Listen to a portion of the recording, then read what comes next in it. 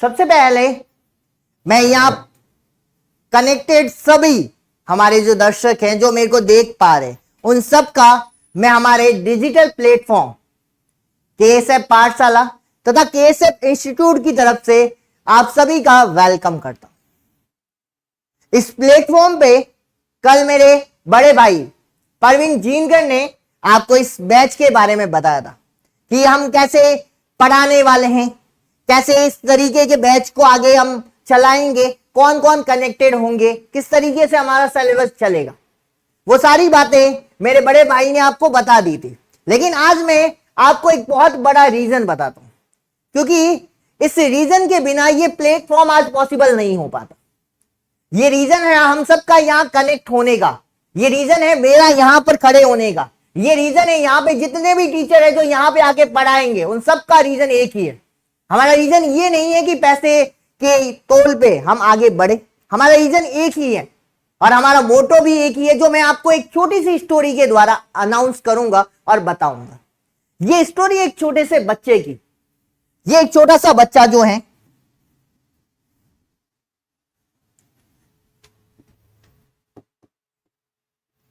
ये बच्चा भी आपके जैसा है, जिसके पास जैसे आपके पास दो आंखें हैं, दो हाथ हैं, एक मुंह है, दो कान है, जैसी संरचना आपकी बॉडी की है वैसी की वैसी स्ट्रक्चर इस बच्चे की है।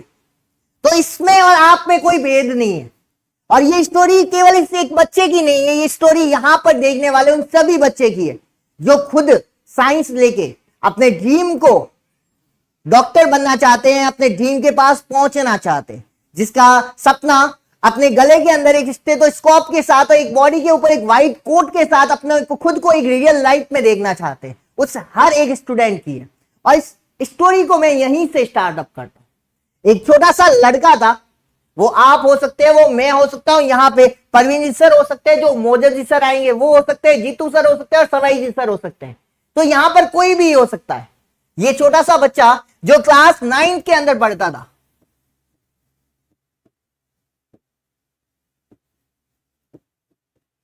और एक छोटे से कस्बे से, राजस्थान का एक छोटा सा कस्बा है, बहुत छोटा सा ग्रामीण क्षेत्र है। इस क्षेत्र का नाम है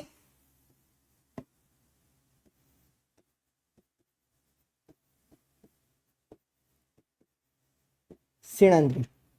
इसी एक छोटे से कस्बे से ये लड़का निकलता है।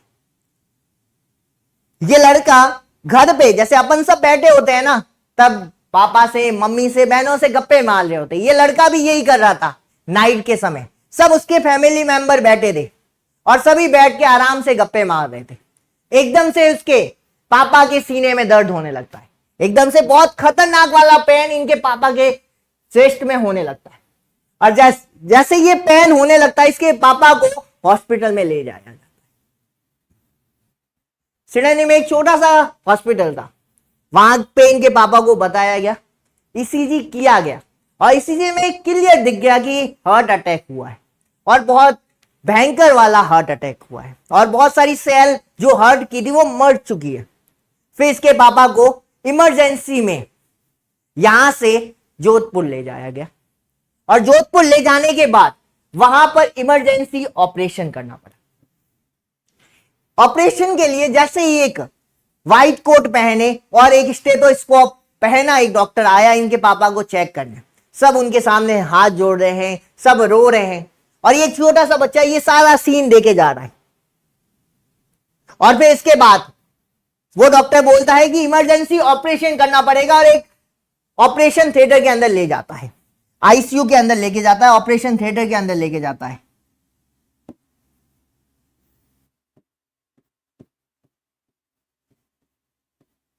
ऑपरेशन थिएटर के अंदर ले जाने के बाद एक रेड बत्ती स्टार्ट हो जाती है और इस रेड बत्ती के स्टार्ट होने से वहां बैठे जितने भी इनके रिलेटिव थे, वो बच्चा हो चाहे उसके मम्मी पापा, उसके मम्मी हो, उसकी बहनें हो, सबकी हार्ट बीट तेजी से बीटअप होने लगी, हार्ट बीट तेजी से बढ़ने लगी। और 1 घंटे या 2 घंटे के बाद एकदम से राइट जो रेड बत्ती थी वो बंद हो गई और जो डॉक्टर था वो बाहर की तरफ आया। और डॉक्टर जैसे ही बाहर की तरफ आया उसने अपने फेस पे एक छोटी सी स्माइल रखी और बोला कि आपके पापा वो एकदम ठीक है, वो जो रिस्क थी वो कवर अप हो चुकी है, अब वो पूरी तरह ठीक हो चुके हैं, तो सबने उनका शुक्रिया अदा किया, उनके पैर पकड़ने लगे और जैसे ही दिल से दुआ देने लगे। जैसे ही ये दृश्य देखा इस लड़के ने, ये सीन जैसे ही इसने देखा, उसके मन में बस एक थिंक थी, एक छोटी सी सोच थी इसके बच्चे के दिमाग के अंदर पनप गई। क्या सोच थी सुनिएगा।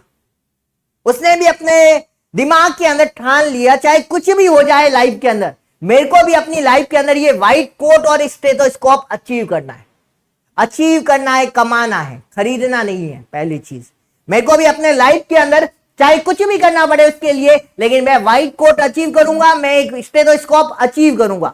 इसी के साथ इस लड़के के सपने की पहली शुरुआत हुई। और जैसे इस सपने की शुरुआत हुई, उसने यहां से ही छोटे से कस्बे से अपनी 10th क्लास पास आउट की और 10th क्लास में एक अच्छा खासा स्कोर अचीव किया। उसका स्कोर था, क्लास 10th के अंदर बात करूं मैं,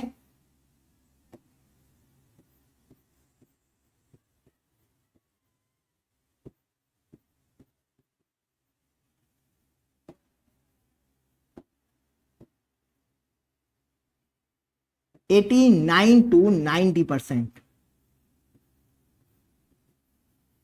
जैसे ये परसेंटेज बने, इसके पापा भी इसको कुछ बड़ा काम करवाना चाहते थे, कुछ बड़ा आदमी बनाना चाहते थे। इसीलिए इसके पापा ने इसको यहां से एक छोटे से कस्बे से निकाल के एक बड़ी सिटी में ले गए। कहां लेके गए? यहां का सबसे बड़ा क्षेत्र जो है वो है आपका जोधपुर। तो इस लड़के को भी पढ़ाने लेके गए जोधपुर। जोधपुर के अंदर इन्होंने एक नामचीन कोचिंग के अंदर उसका एडमिशन करवाया। मैं किसी का नाम या किसी को टारगेट नहीं करना चाहता हूं, इसीलिए मैं एक नाम ले रहा हूं, XYZ कोचिंग। वहां पे इस लड़के का एडमिशन करवाया। एडमिशन जैसे ही करवाया, वहां पे एक स्टैंडर्ड लेवल की साइंस पढ़ाई जाने लगी और उसकी बहुत सारी टर्म सीधे इंग्लिश में बताई जाती थी। और लड़का रहा हिंदी मीडियम का, वो इस प्रेशर को झेल नहीं पा रहा था। डे बाय डे हर दिन प्रेशर उसके दिमाग के अंदर चढ़ रहा था, उसके ड्रीम को थोड़ा थोड़ा नीचे करे जा रहा था। लेकिन आपको पता है कि जब एक छोटा सा लड़का एक बड़े परसेंटेज बनाकर किसी बड़ी सिटी के अंदर पढ़ने जाता है, तो उसके जितने भी टीचर होते हैं, उसके जितने भी दोस्त होते हैं, उसके जितने भी रिलेटिव होते हैं, उसके पेरेंट्स होते हैं, उनकी एक्सपेक्टेशन उस लड़के से 100 गुना बढ़ जाती है। इस कारण ये भी अपने जो दिल के अंदर बात थी, जो इस प्रेशर को झेल नहीं पा रहा था, वो किसी और को बता ही नहीं पा रहा। डे बाय डे इस प्रेशर को अपने दिल के अंदर रख के झेल रहा था। जैसे तैसे इसने अपनी 11th क्लास कंप्लीट की। जैसे इसकी 11th क्लास कंप्लीट हुई, इसको लगा अब कोचिंग में मेरा नहीं होने वाला, मेरे से नहीं, ये प्रेशर नहीं झेला जा रहा, क्योंकि सबकी एक्सपेक्टेशन थी उसकी कि ये 12th में कुछ अचीव करेगा, कि मैक्सिमम परसेंटेज बनाएगा। इसीलिए उसने फिर से एक बार कोचिंग को हटाया और फिर स्कूलिंग पे ध्यान दिया। उसने स्कूल में एडमिशन लिया और स्कूल में एडमिशन लेने के बाद 12th के अंदर एक अच्छा खासा स्कोर अचीव किया और लगभग 81% से 82% के बीच में उसने स्कोर अचीव किया। ये स्कोर अचीव करने के बाद उसके पेरेंट्स फिर भी खुश थे, उसके फैमिली, रिलेटिव, फ्रेंड्स वो भी खुश थे कि एक बड़ी सिटी में जाके उसने एक स्कोर अचीव किया अच्छा खासा। अब वो अपनी इन सपनों की उड़ान को, जो सपने उसने देखे थे व्हाइट कोट और स्टेथोस्कोप के साथ, इसी सपनों की उड़ान को एक नए पंख देने के लिए इस सिटी से निकल के एक नई सिटी की तरफ गया, जिस सिटी का नाम था, जो हम सब सुनते हैं, वो था कोटा। ये पहुंचा एक नई सिटी की तरफ जिसका नाम था कोटा। ये नाम बहुतों ने सुना होगा जो इस प्लेटफॉर्म पे देख रहे हैं, और सबको यही लगता है कि जो बंदा या बंदी कोटा चला गया वो डॉक्टर बन के ही आएगा। लेकिन रियल लाइफ में उसको पूछो जो कोटा गया है, उसको पूछो वहां का प्रेशर क्या होता है। सुबह उठ के क्लास जाना, क्लास से टेस्ट देना, उसके बाद का जो प्रेशर होता है, जो साल भर जो बच्चा मेंटली झेलता है, उसको पता है कि कोटा का प्रेशर क्या होता है। तो ये बंदा भी एक नए सपनों की उड़ान के साथ एजुकेशन हब पहुंचा जिसका नाम था कोटा, जहां बोला जाता था जो लड़का वहां घुसता है वापस निकलता है एक डॉक्टर बन के, व्हाइट कोट और स्टेथोस्कोप लेके। इसी सोच के साथ इसकी फैमिली वालों ने इसको वहां भेजा और इसी सोच के साथ वो वहां पे गया। इसने भी डे बाय डे अपनी पढ़ाई स्टार्टअप की, लेकिन क्लासरूम में उसे थोड़ी बहुत दिक्कत होने लगी क्योंकि वो पढ़ा हुआ था 40-50 स्टूडेंट के बीच में। अब क्लासरूम के अंदर, एक ही क्लास के अंदर 250 से 300 बच्चे एक साथ बैठते थे और उसके बाद एक टीचर आता था, अपना जो 1.5 घंटे का या 1 घंटे का जो लेक्चर होता था वो देने के बाद चला जाता था। फिर वो अलग बात है कि वो डाउट काउंटर पे भी वो टीचर नहीं दिखता था। तो उसे जो परेशानियां आ रही थी, इंग्लिश में ट्रांसलेट वर्ड नहीं हो रहे थे, साइंस के वर्ड मुश्किल से मिल रहे थे, कभी कभी कुछ टीचर बहुत ज्यादा इंग्लिश में बोल देते तो वो वर्ड उसको मिल ही नहीं पा रहे थे हिंदी में। वो उस प्रेशर को झेल रहा था, डे बाय डे खुद दिन रात मेहनत कर रहा था। लेकिन इन दिन रात की मेहनत के बाद इस हिंदी मीडियम वाले स्टूडेंट के पहले टेस्ट के अंदर, जो फर्स्ट टेस्ट होता है, first impression is last impression बोला जाता है, और इस फर्स्ट टेस्ट के अंदर उसका स्कोर रहता है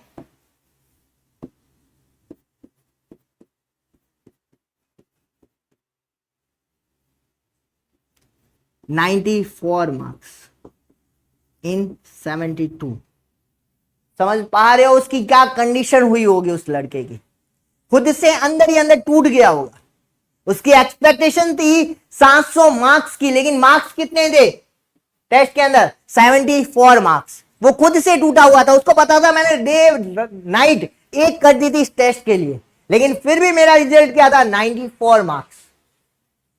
क्योंकि उसे ओमार फिलअप करनी नहीं आती थी। उसकी जो बुक्स है उसको रीडिंग कैसे करनी है, किस तरीके से पढ़ना है उसको पता नहीं था, क्योंकि अब तक उसने केवल 12th की थी और 12th में ओनली केवल एक महीने के अंदर अपन ये स्कोर अचीव कर सकते हैं। लेकिन नीट में ऐसा नहीं होता, ये आप भी जानते हो और मैं भी जानता हूं, क्योंकि मैंने भी अपनी लाइफ के अंदर 3-4 साल इसको दिए हैं जॉब के रूप में, तो मुझे पता है कि क्या प्रेशर होता है, कैसे झेला जाता है, किस तरीके से पढ़ा जाता है। लेकिन इस बच्चे को पता नहीं था, पहली टाइम गया था। मेरे साथ भी ऐसा ही हुआ था।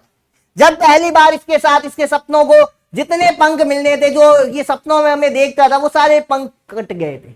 लेकिन फिर भी इस बच्चे ने हार नहीं मानी, ये फिर उठा और अगले टेस्ट के लिए प्रिपेयर हुआ। लेकिन सेकंड टेस्ट में भी इसकी यही कंडीशन रही। इस बार स्कोर अप हुआ, लेकिन उतना अप नहीं हुआ जितनी उसकी एक्सपेक्टेशन थी। अप होकर हो गया 124 या 125 मार्क्स।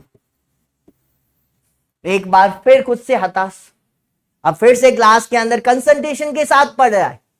फिजिकल केमिस्ट्री की क्लास चल रही है और वो आराम से सुने जा रहा है और उसके क्वेश्चन का आंसर भी आ रहा है, लेकिन उसको टाइम लग रहा है 4-5 मिनट। लेकिन पास में बैठा हुआ लड़का उसी क्वेश्चन का आंसर दे रहा है 1 सेकंड के अंदर। तो उसने पास वाले भैया को पूछा, भैया आप कौन सी साल है आपका नीट को प्रिपरेशन करते हुए? तो पास वाले लड़के ने बोला मेरा 5वां साल है। और जैसे ही उसने 5वां साल बोला, इसके दिमाग में भी चला कि अभी तो मेरा पहला साल है, तो मेरे इतने ही नंबर आएंगे। और जो उस लड़के ने भी कह दिया, जब मेरा पहला साल था मेरे भी इतने आते थे, लेकिन अभी मेरे 650-700 के पास नंबर आ रहे। तो उसने भी अपने दिमाग के अंदर ये मेंटली सेट कर दिया कि मेरे को भी कम से कम 4-5 साल लगने वाले, उसके बाद मैं इस नीट को कंप्लीट कर सकता हूं।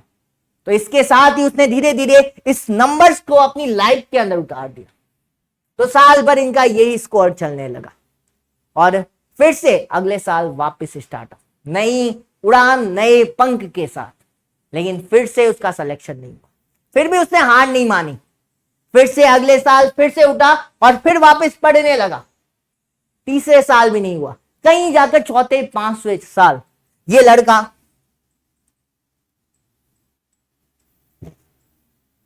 कहीं जाके चौथे 5वें साल ये लड़का जो बनना चाहता था उस ड्रीम के साथ कंप्लीट कर पाया। ये वही लड़का था जो 9th क्लास में अपना ड्रीम देख पाया था और अब जाकर कहीं चौथे या 5वें ड्रॉप के अंदर इसने जो ड्रीम देखा था उस ड्रीम को अचीव कर पाया, जिसके अंदर स्टेथोस्कोप इसके गले के अंदर था और इसकी बॉडी के ऊपर ये व्हाइट कोट पहना हुआ था और ये पहुंचा मेडिकल कॉलेज के अंदर। क्या फीलिंग रही होगी वो।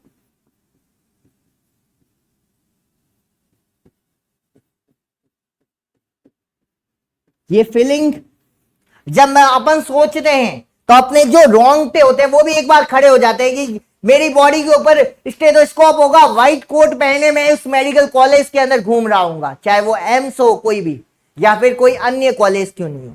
तो इस फीलिंग को सोचते ही अपने रोंगटे खड़े होते हैं, और जब ये इस फीलिंग को अपने लाइफ के अंदर उतारा होगा तो समझ सकते हो क्या फीलिंग रही होगी।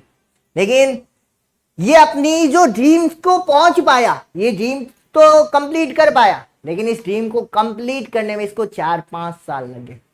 और बहुत सारे स्टूडेंट ऐसे भी होते हैं हिंदी मीडियम के जो इतना 4-5 साल दे नहीं पाते, मनी प्रॉब्लम के कारण या किसी भी रीजन से।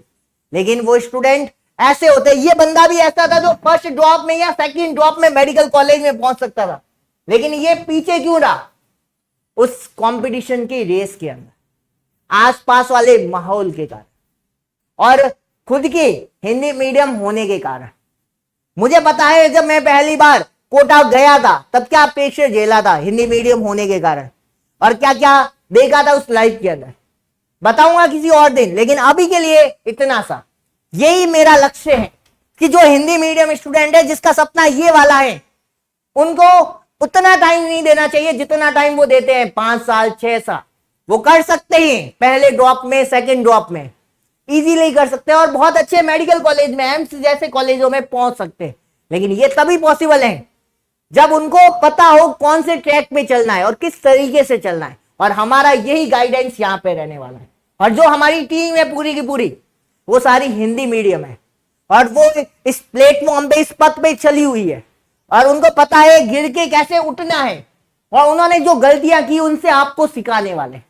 इसी के साथ, इसी मोटो के साथ, इसी टारगेट के साथ, इसी लक्ष्य के साथ हमारी पूरी टीम इस पूरे प्लेटफॉर्म पे डे नाइट यही काम करने वाली। ये आपको सिखाने वाली है कि कैसे आप अपने टारगेट को कम टाइम में कैसे अचीव कर सकते हो पहले सेकंड ड्रॉप में, और यही हम करके भी दिखाएंगे इस साल भी। तो यही मोटो है हमारा इस प्लेटफॉर्म पे जुड़ने का, मेरा हो चाहे प्रवीण जी हो, चाहे हमारे सवई जी हो, चाहे जीतू सर हो, या चाहे हमारे मोजो जी सर हो, या कोई भी अन्य और भी जुड़ता है। तो सभी जितने भी टीचर है सबका एक ही टारगेट और एक ही लक्ष्य है कि हमारे जितने भी स्टूडेंट है जो इस प्लेटफॉर्म के साथ कनेक्टेड है, वो सारे स्टूडेंट कहीं ना कहीं इस साल या अगले साल उस मेडिकल कॉलेज में होने चाहिए, उस ड्रीम कॉलेज के अंदर होने चाहिए, और जो सपना उन्होंने अपनी लाइफ के अंदर कहीं ना कहीं 9, 10, 11, 12 के अंदर देखा था, वो सपना अब जाके कंप्लीट होना चाहिए। इसी लक्ष्य का हम यहाँ पे, आपके जो लक्ष्य है इसी को हम यहाँ से स्टार्टअप करेंगे। अब सुनिएगा, एक दिक्कत होती है यहाँ पर स्टूडेंट की जो बहुत बार पूछते हैं, जो मैंने भी अपनी लाइफ में फेस की है, जो मैं आपको थोड़ा बहुत शेयर करता हूं। एक स्टूडेंट होता है जो पढ़ता है डे नाइट, वो सबसे पहला काम क्या करता है अपनी लाइफ के अंदर? सबसे पहले बनाता है टाइम टेबल, टाइम शेड्यूल। आपको भी पता है और मेरे को भी पता है, मैंने भी बहुत सारे बनाए टाइम टेबल अपनी लाइफ के अंदर। जब भी मैं कोई नया स्टार्टअप करता था, जैसे जब मैं पढ़ता था कोटा के अंदर, तब मैं कोटा पहली बार जब गया था, मैं अपना टाइम टेबल बनाता था। कैसे टाइम टेबल बनाता था, एक थोड़ा सा हिंट देता हूं।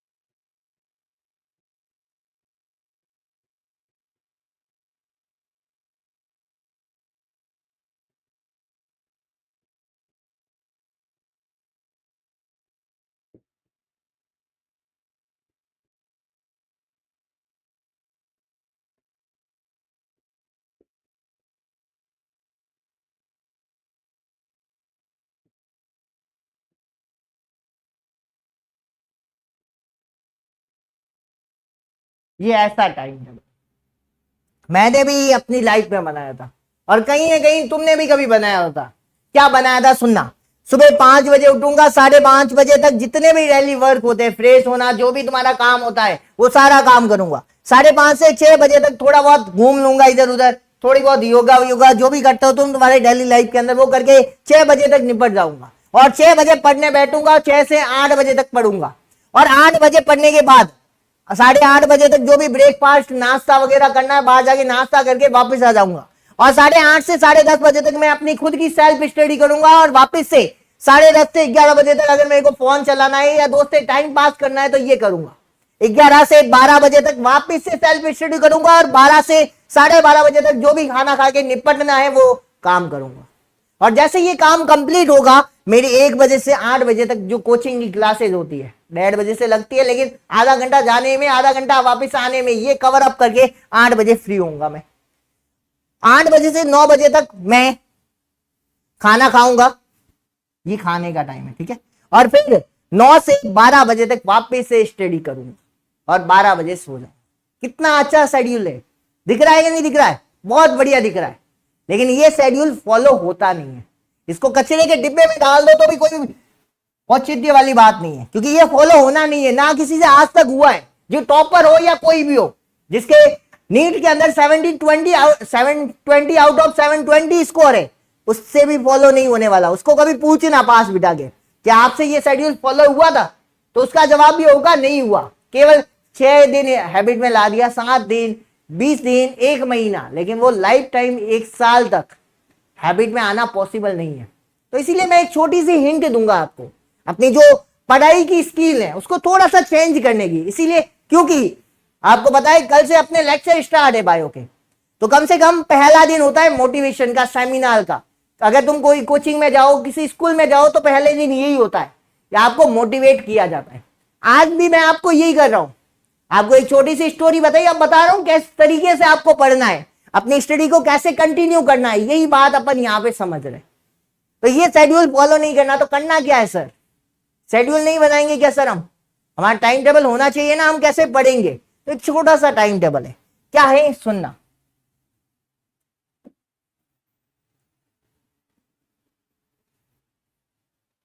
एक छोटा सा टाइम टेबल है, क्या टाइम टेबल है?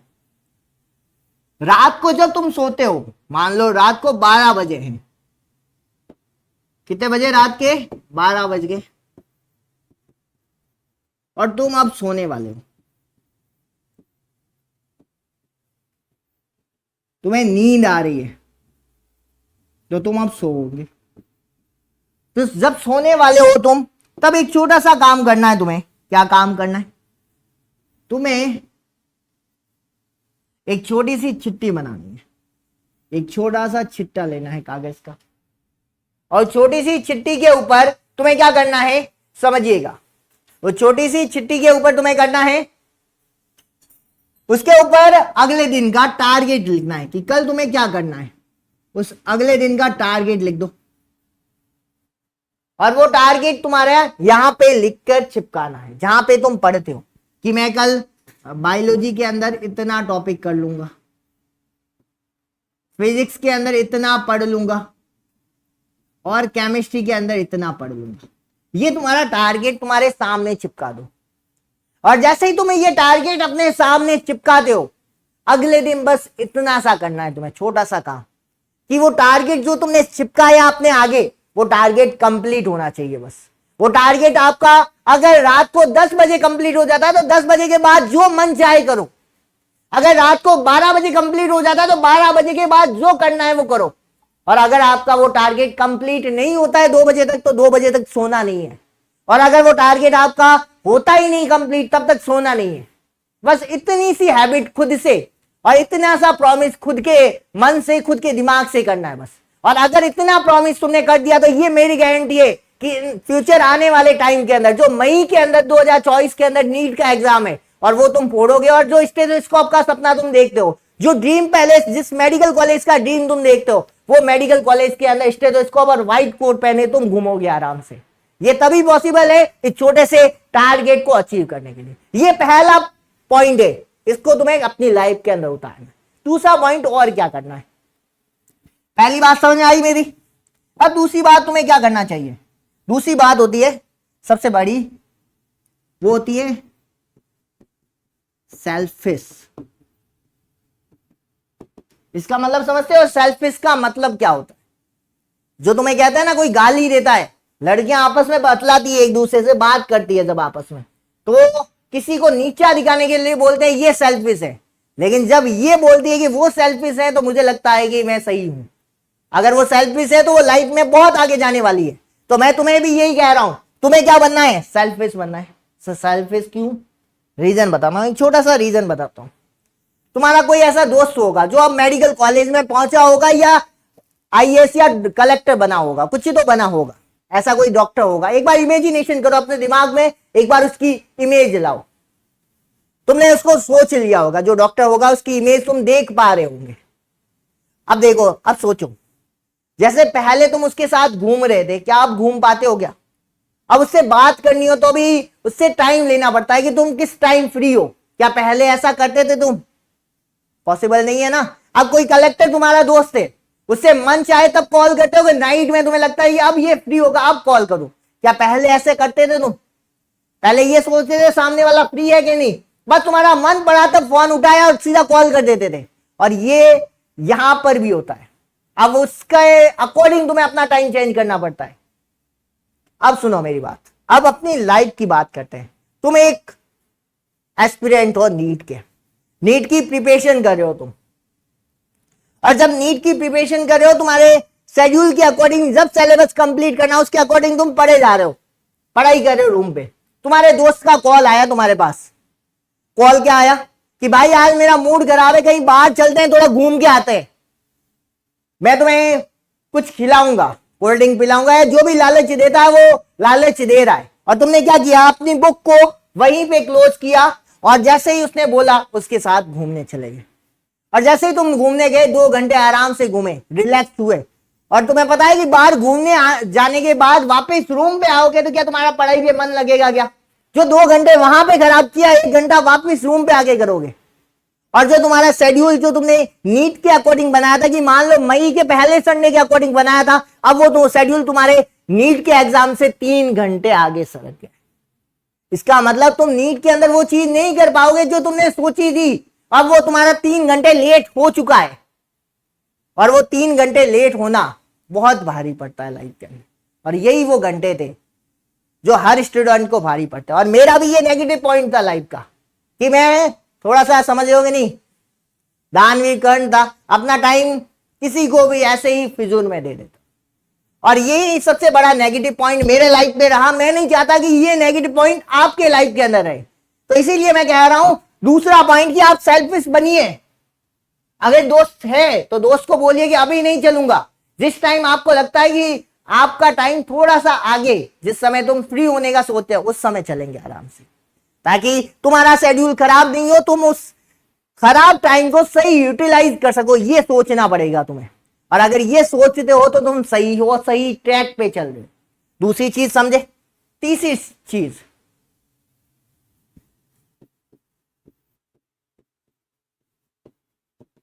ढोल नगाड़े बजते कि नहीं बजते? बजाए कभी लाइफ के अंदर, या बजते हुए देखे क्या?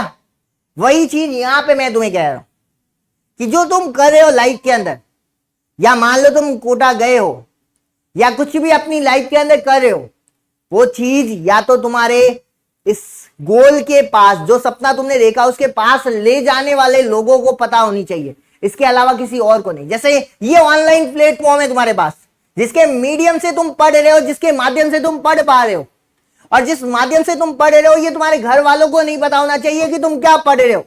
उन्हें बस इतना सा पता होना चाहिए तुम 12th पास आउट कर रहे हो, कहीं फेल नहीं हो जाओ, इसी डर से पढ़ रहे हो। लेकिन जब तुम्हारा रिजल्ट आए, तुम नीट के अंदर जब रिजल्ट के अखबार के ऊपर तुम्हारा फोटो लगा और ऑल इंडिया रैंक तुम्हारी 100 के अंदर हो, और तुम्हारे फैमिली वाले जिनको पता ही नहीं था तुम नीट की प्रिपरेशन कर रहे हो, नीट के अंदर ये करने वाले, फोड़ के आने वाले हो, उनको पता ही नहीं है, और रिजल्ट जब आता है और अखबार के अंदर तुम्हारा फोटो लगा होता है, और सब देख के एक बार उनकी आंखें खुली की खुली रह जाती है, बंद करने का ही टाइम नहीं मिलता उनको, और आंखों में से एकदम से आंसू निकल रहे हैं। और इसी तरीके का काम तुम्हें करना है। तुम्हें ये ढोल नगाड़े नहीं बजाने कि मैं नीट की प्रिपरेशन कर रहा हूं। तुम्हें बस साइलेंट ही जो काम करना है साइलेंट ही करना है। किसी पास वाले को पता नहीं चलना चाहिए तुम क्या कर रहे हो। ये तब करोगे जब मजा आएगा, जब रिजल्ट आएगा तब तुम्हारे फैमिली वाले तुमसे कनेक्टेड हर पर्सन जो सोचेगा कि ये कुछ नहीं कर रहा था, ये तो 12 में ही फेल हो रहा था, ये आज नीट में कैसे सेलेक्ट हो गया, तब मजा आएगा तुम्हें भी और जो हम पढ़ा रहे हमको। तो ये 3 चीजें अपनी लाइफ के अंदर उतारे। पहली चीज मैंने बताई, अपने टारगेट को छोटे छोटे गोल में डिवाइड कीजिए और जहां तक होता है रात को वो टारगेट दीजिए सोने के टाइम और अगले दिन उसको कंप्लीट कीजिए। दूसरी चीज लाइफ के अंदर सेल्फिश बनिए, ये सबसे इंपॉर्टेंट पॉइंट है। और तीसरी चीज जो काम करना है साइलेंट ही कीजिए, ढोल नगाड़े नहीं बजाने। समझ में आई बात मेरी? पल्ले बड़ा कुछ क्या। अब चलते हैं थोड़ी सी और बात करते हैं, फिर मैं अपने इस लेक्चर को यहीं पे कंप्लीट करूंगा। फिर कल से अपना शेड्यूल बताऊंगा और सिलेबस को ऑन ट्रैक पे चलाएंगे अपन। चीज और बताता हूं आपको लाइफ की, क्या चीज है। बहुत बार क्या होता है कि स्टूडेंट आते हैं, सर मैं पढ़ाई हो नहीं रही है, ये नहीं हो रहा है, क्या करूं क्या नहीं करूं। और बहुत बार ये भी लेके आते हैं प्रॉब्लम कि सर मैं सही ट्रैक पे चल रहा हूं कि रॉन्ग ट्रैक पे चल रहा हूं, ये कैसे पता करूं। एक सिंपल सा फंडा है जो मेरे को सही लगता है। मान लो तुम पढ़ रहे हो, तुमने सुबह उठने से लेकर के, मॉर्निंग को उठने से लेकर के नाइट तक जो काम करते हो, सोने से ठीक पहले जो काम करते हो वो करते रहो। जब तुम सोने वाले होते हो, ये तुम्हें स्लीपिंग आ रही है, तुम सोने वाले हो, और जब तुम खुद सोने वाले हो तब खुद से एक क्वेश्चन जरूर पूछो। 2 मिनट आंखें बंद करके मौन स्थिति में जहां पर सोते हो वहां पे बैठो 2 मिनट और थोड़ी सी खुद से बात करो। 2 मिनट आंखें बंद कर दो और खुद से बात करो कि आज जो मैंने काम किया क्या वो मेरे को इन फ्यूचर व्हाइट कोट और स्टेथोस्कोप दिला पाएगा क्या। अगर तुम्हारा आंसर यस है तो मान के चलो इतनी अच्छी नींद आने वाली जितनी तुम्हें लाइफ में कभी नहीं आई। और अगर तुम्हारा आंसर खुद से नो है तो मान के चलो उस दिन तुम्हें नींद नहीं आने वाली है। और अगर तुम्हारा आंसर नो आता है और तुम्हें नींद नहीं आ रही है तो मान के चल लीजिए बेटा तुम्हारा ट्रैक है वो सही नहीं है, तुम्हारा रास्ता जो है वो सही नहीं है। तो किसी दोस्त से, किसी टीचर से जिसे तुम्हें लगता है कि ये तुम्हें सही ट्रैक बता सकता है, उस टीचर से 2 मिनट कॉल करके बात जरूर कीजिए। उसे एक मैसेज करके अपनी कंडीशन बताइए। तुम्हें लगता है ये टीचर मेरी बहुत ज्यादा हेल्प कर सकता है, उसी टीचर से अपनी जो फीलिंग्स है, जो तुम अंदर से गर्ट के अंदर दबाए हुए बैठे हो, उसको निकालिए, उससे बात कीजिए। तो हो सकता है तुम्हारा सॉल्यूशन मिलेगा तुम्हें। और अगर तुम्हारा आंसर यस है और तुम्हें रात को फिजिक्स के क्वेश्चन सॉल्व कर रहे हो नाइट के अंदर सोते पड़े हुए ना, रात को सपने आ रहे हैं 2 into 4 4 6 ऐसे, और बायोलॉजी के सपने आ रहे हैं एड्रेनलिन हार्मोन्स, ये वाली चीज ऐसे चल रही है, हाइपोथैलेमस से ऐसे जा रहा है, यहां से ये हार्मोन रिलीज हो रहा है, तो मान के चलो तुम्हारे जैसा बंदा डॉक्टर बनने वाला और ऑल इंडिया रैंक फोड़ने वाला है। तो ये तभी पॉसिबल है जब खुद से बात करोगे।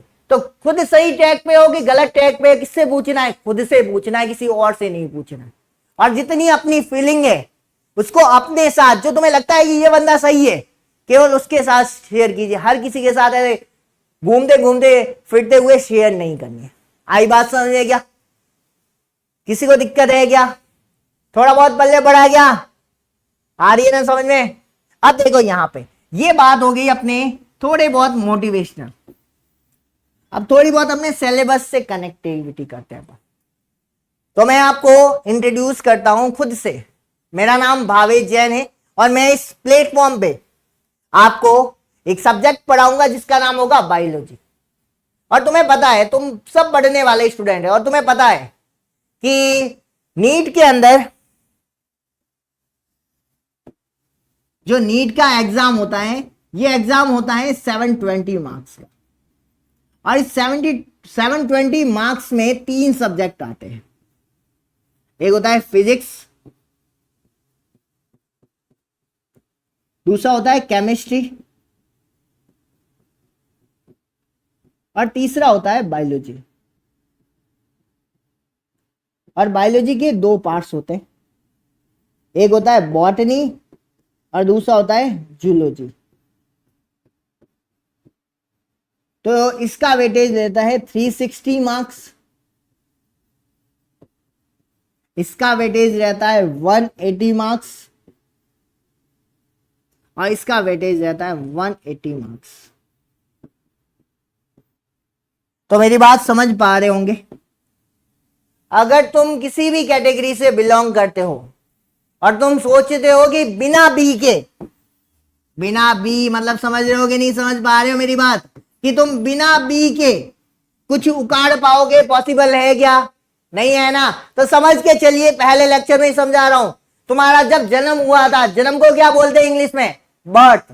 तो तुम्हारे जन्म से लेकर के तुम्हारे ड्रीम्स तक पहुंचने के लिए जो वर्ड काम का है, कौन है काम का? बी। और कौन लेके जाएगा? बी। समझ रहे हो कि नहीं समझ रहे हो मेरी बात? यानी बी के बिना तुम्हारा कुछ भी हो पाना पॉसिबल है क्या? नहीं हो पाएगा। आई बात समझे? तो यहां पर बी से कनेक्ट रहिए और बी को अच्छा बनाइए और कहां पहुंचिए? मेडिकल कॉलेज में। ठीक है, तो यही हमारा ड्रीम था और यही हमारा मोटो है यहां पर। और हम चाहते हैं कि हमसे जो कनेक्टेड हर पर्सन है वो आज नहीं तो कल अपने ड्रीम कॉलेज तक पहुंचना चाहिए, अपने मेडिकल कॉलेज में पहुंचना चाहिए। अपने पेरेंट्स का, हमारा जो उनसे कनेक्टेड हर पर्सन है, उन सबका एक बार शुक्रिया अदा करना चाहिए। समझोगे नहीं मेरी बात? क्योंकि हर टीचर हो या पेरेंट्स हो, उनको तुम्हारी लाइफ से कोई लेना देना नहीं। वो बस इतनी सी लाइफ के अंदर चाहते हैं कि जो तुम्हारी सक्सेस स्टोरी लिखी जाए, तुम्हारी जो सक्सेस की बुक लिखी जाए, उस सक्सेस की बुक में कहीं ना कहीं एक वर्ड उनका हो। और हमारी भी ये एक्सपेक्टेशन है तुमसे कि तुम कुछ भी करो लाइफ के अंदर, डज नॉट मैटर, ठीक है ना, लेकिन तुम्हारी जो सक्सेस स्टोरी लिखी जाए, उस सक्सेस स्टोरी में एक वर्ड मेरा छुपा हो। लेकिन तुम्हें पता है मेरी एक्सपेक्टेशन, जो मेरे से पढ़े हुए उनको पता है, समझोगे नहीं? एड्रेस पता है, वहां पे क्या करना है, मनी ऑर्डर करना है, कितना करना है, क्या करना है, वो अपन अगर जो नहीं जानते वो कुछ समय के बाद जानेंगे। समझ रहे मेरी बात? तो इसी के साथ मैं आज यहाँ पे अपने लेक्चर को कंप्लीट करता हूं, लेकिन कल फिर से जुड़ूंगा आपके साथ एक नए लेक्चर के साथ और बायोलॉजी से स्टार्टअप करेंगे। अगले टाइम हम बायोलॉजी की पूरी समरी को, कितने चैप्टर्स है, कौन सा सिलेबस अपन पहले स्टार्टअप करेंगे, क्या पढ़ने वाले हैं और कौन सा किस तरीके से पढ़ाऊंगा, क्या क्वेश्चन रहेंगे, क्या नहीं रहेगा, क्या करवाने वाला हूं मैं बायोलॉजी के अंदर, ये सारा अगर जानना चाहते हो तो अगले लेक्चर में जुड़े जरूर रहना और अगले लेक्चर को अच्छे से देखना, भूल मत जाना। तो इसी के साथ थैंक यू सो मच।